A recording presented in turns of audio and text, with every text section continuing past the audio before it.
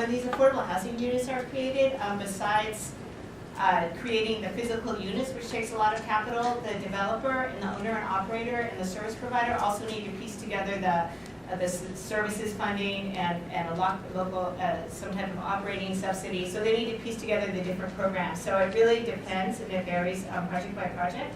But for the Booker T. Washington site, for example, it will serve the former emancipating foster youth with the THP Plus program. So that's the service and operating support that will be there at that development. But different developments will have kind of unique populations that they're targeting.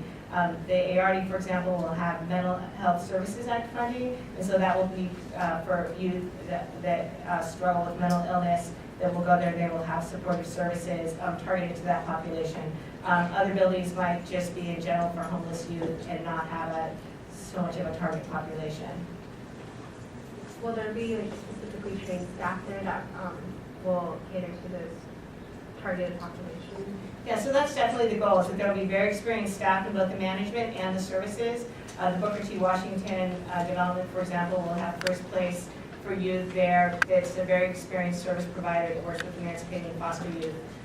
And if in the audience there are people here from different sponsors representing them, they can speak to how they provide that experience. But that is the goal, to have very experienced service providers and managers.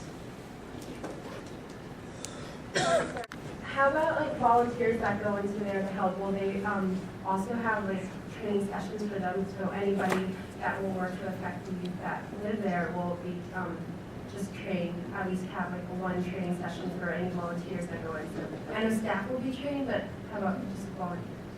I think we really have to have the property owners speak to that. I would imagine that they would have a training and would want to be very thoughtful about the people that they have there working with the residents, but I think that they would need to speak to that.